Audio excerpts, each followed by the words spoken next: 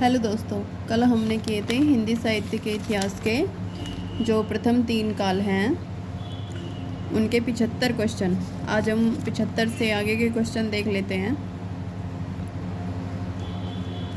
रामचरितमानस का अंगिरस है शांत रस।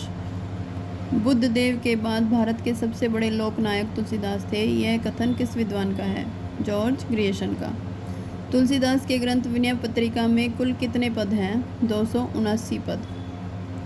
केशवदास का पवित्र ग्रंथ रामचंद्रिका कितने प्रकाशों में विभक्त है? 39 प्रकाशों में।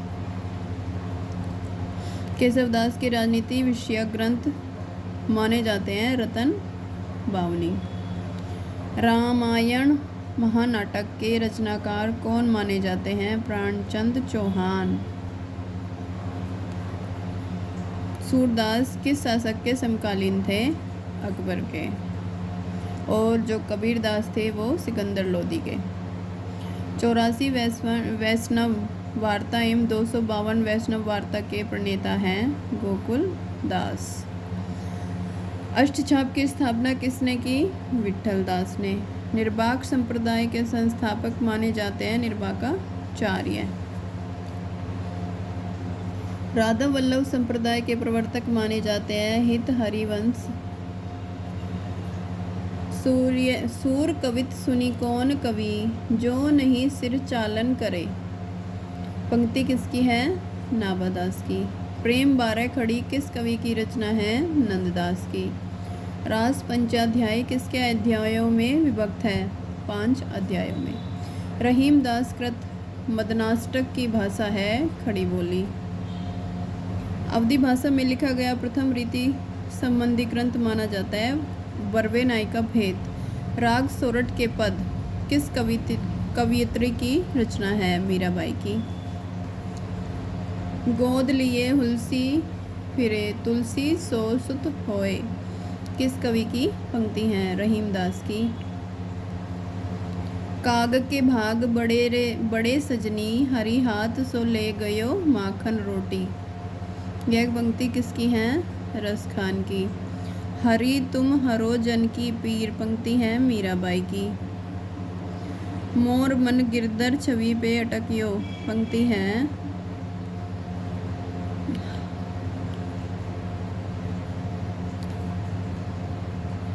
नंददास की।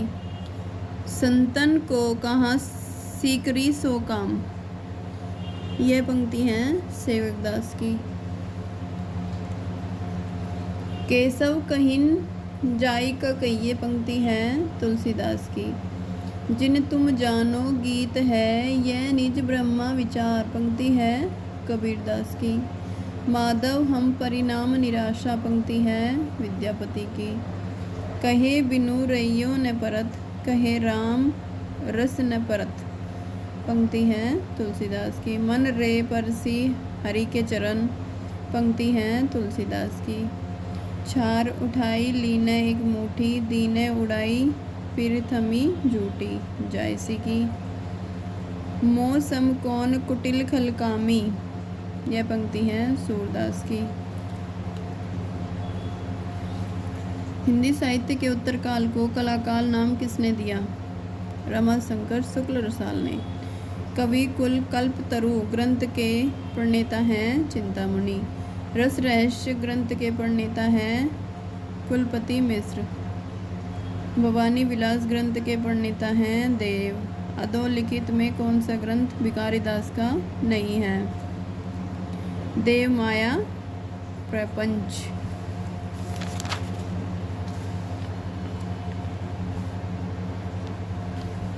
भिखारी दास के आश्रयदाता का नाम है हिंदूपति सिंह। रस प्रबोध ग्रंथ के प्रणेता है रसलीन। जग द्विनोज ग्रंथ के प्रणेता हैं पद्माकर। पद्माभरण ग्रंथ है अलंकार निरूपक। रसराज ग्रंथ के प्रणेता हैं मतीराम। मतीराम ने ललित ललाम की रचना किस राजा के आश्रय में की थी? भाव सिंह। 116वां प्रश्न। कवि भूषण को भूषण उपाधि किसने दी थी? सोलंकी राजा रुद्रराम ने। कवि भूषण के आश्रयदाता थे साहू जी। पद्माकर के ग्रंथ पद्माभरण में कितने अलंकारों का विवेचन है? 100 अलंकार का। बिहारी सतसई के प्रथम टीकाकार माने जाते हैं कृष्ण कवि। बिहारी सतसई का उर्दू शेरों में अनुवाद करने वाले हैं आनंदी लाल। बिहारी सतसई पर किस ग्रंथ का प्रभाव नहीं है? नीति शतक का। यमक सतसई के प्रणेता माने जाते हैं वृंद। घनानंद किस बादशाह के आश्रित थे? मोहम्मद शाह रंगीले के। घनानंद किस संप्रदाय में दीक्षित थे? निर्वाक संप्रदाय में। ये साक्षात रसमूर्ति और ब्रजभाषा काव्य के प्रधान स्तंभों में एक है। घनानंद के बारे में ये किस विद्वान का कथन है? आचार्य रामचंद्र शुक्ल का। श्याम स्नेही काव्य ग्रंथ के प्रणेता हैं आलम। रीति मुक्त कवि बोधा की प्रेयसी का नाम है सुभान या सुबहान। इश्कनामा ग्रंथ के प्रणेता हैं कवि बोधा। 129वां प्रश्न, रीतिकालीन मुक्त धर्मी कवि ठाकुर किस राजा के आश्रित थे? राजा परीक्षित। आखिन मुदीबों के मिस आनी अचानक पीठी उरोज लगावे किस की पंक्ति है? चिंतामणि की। अभिधा उत्तम काव्य है, मध्य लक्षणाहीन, अदम व्यंजना रस विरस, उल्टी कहत नवीन। यह पंक्ति है कवि देव की। डार द्रुम पलना बिछोना नव पल्लव के पंक्ति किसकी है? देवदत्त की।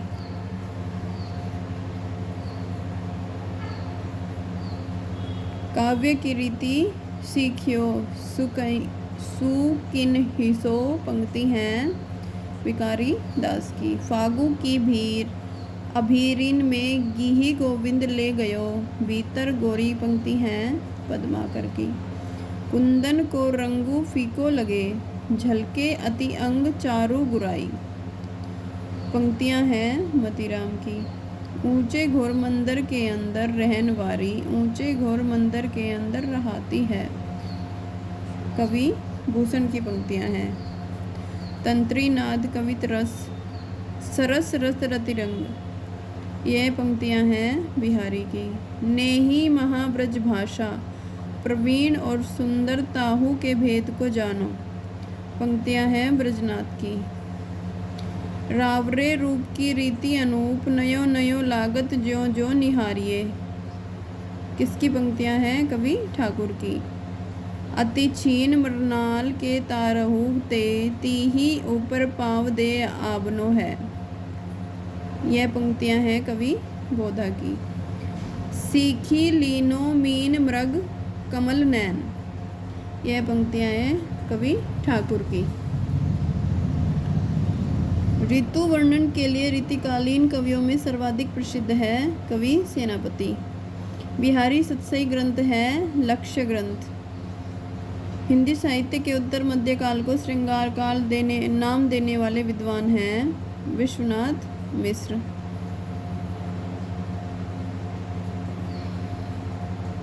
अधोलिखित कवियों के जन्म स्थान बताइए। तुलसीदास का जन्म हुआ था राजापुर में। जायसी का जन्म हुआ था रायबरेली में। केशवदास का जन्म हुआ ओरछा में। घनानंद का जन्म हुआ बुलंदशहर में। देव का जन्म इटावा में। पद्माकर का जन्म बांदा में। तो ये हमारा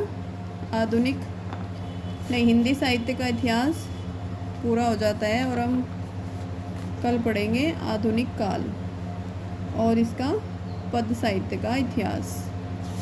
इसमें 58 क्वेश्चन है। तो मिलते हैं कल।